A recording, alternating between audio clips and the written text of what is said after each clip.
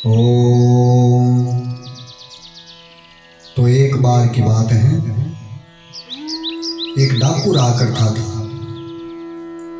और उस डाकू का नाम था रत्नाकर।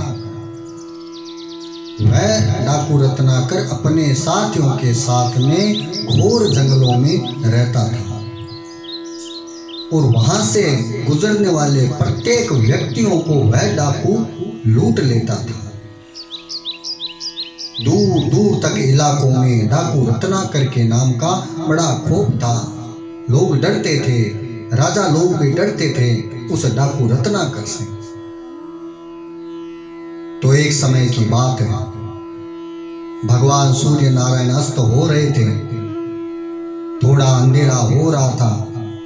उस समय वहां से नारद मुनि उस जंगल में विचरण कर रहे थे। गांव के लोगों ने नारद मुनि को बहुत रोका कि महाराज जाओ मत, वहां डाकू रहता है रत्नाकर के नाम का, वह तो आपको लूट लेगा। तो नारद मुनि विचरण कर रहे थे। विचरण करते करते अचानक से डाकू रत्नाकर नारद मुनि के सामने आ गया। परंतु नारद मुनि अपने आप में इतने मग्न थे कि किसी प्रकार का कोई मन में भय नहीं था। रत्नाकर ने नारद जी से पूछा कि सुनो ब्राह्मण, मैं डाकू रत्नाकर हूं, क्या तुमको मुझसे भय नहीं लग रहा? नारद मुनि मुस्कुराते हुए कहने लगे कि रत्नाकर, मुझे किसी बात का कोई भय नहीं है। मैं तो ना किसी असफलता से डरता हूं और ना ही मुझे अपने प्राणों का भय है। ना कल का भय है और ना ही कलंक का भय है। लेकिन शायद तुम डरे हुए हो।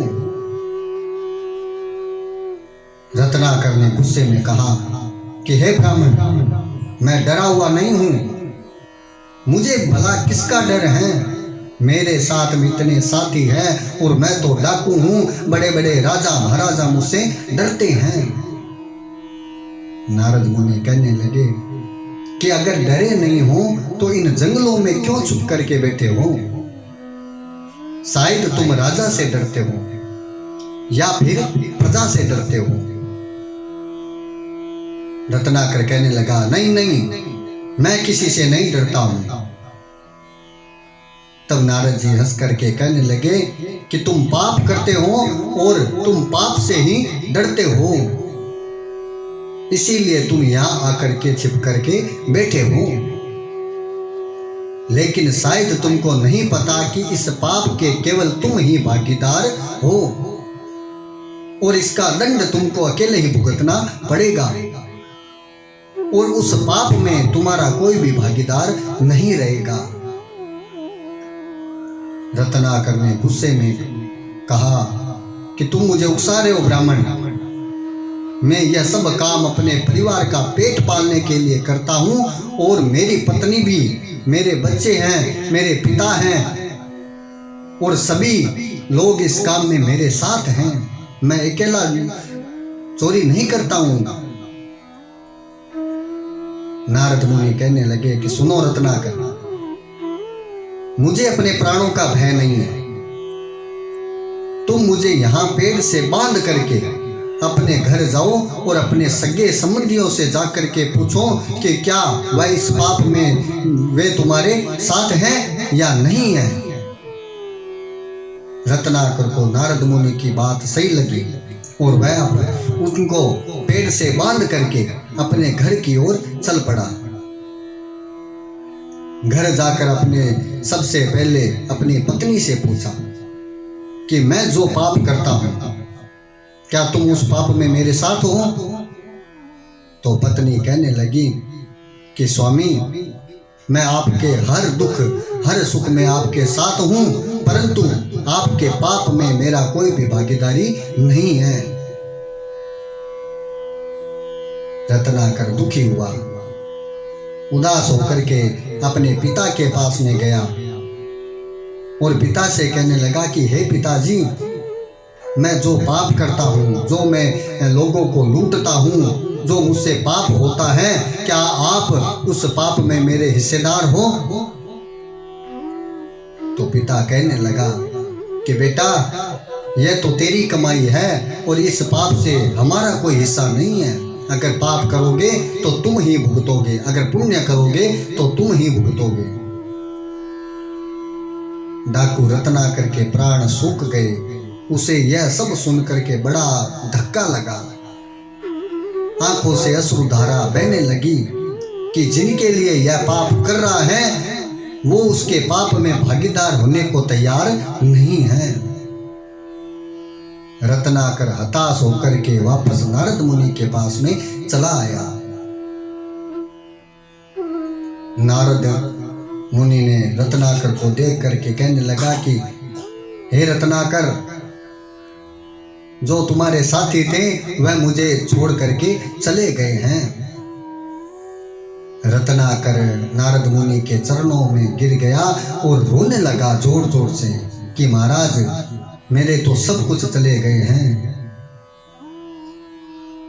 तब नारद मुनि ने उसे उठाया और सत्य का ज्ञान दिया। सत्यम परम धीमहि।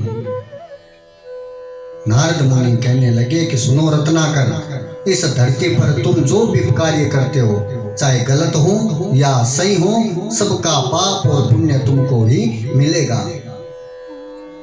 अपने सभी कृत्य कृत्यों के लिए तुम ही जिम्मेदार हो। तुमने पुराने जीवन में जो कुछ भी पाप किया है उसके जिम्मेदार भी तुम हो, और आगे आने वाले जीवन में जो भी काम करोगे, जो भी पाप करोगे, जो भी पुण्य करोगे, उसके लिए भी तुम जिम्मेदार स्वयं हो। नारद मुनि ने रत्नाकर को सत्य से परिचित कराया और उन्हें राम का नाम जपने का उपदेश दिया। रत्नाकर से राम नाम लिया ही नहीं जाता था क्योंकि वह डाकू था। नारद मुनि ने उसे मरा मरा का उच्चारण करने को कहा और मरा मरा जपते हुए यही रत्नाकर राम नाम का जाप करने लगा और आगे भविष्य में जाकर के यही रत्नाकर महर्षि वाल्मीकि के नाम से प्रसिद्ध हुआ। महर्षि वाल्मीकि आदिकाल के सबसे उच्च ऋषि हैं और वह संस्कृत के विद्वान कवि और दुनिया के सबसे बड़े ग्रंथ रामायण के रचयिता हैं। और महर्षि वाल्मीकि ने ही हिंदुओं के सबसे प्रसिद्ध ग्रंथ, पवित्र ग्रंथ रामायण को संस्कृत में लिखा था।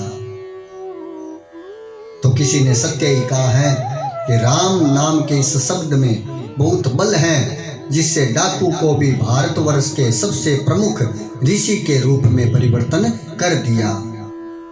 सत्यम परम धीमहि।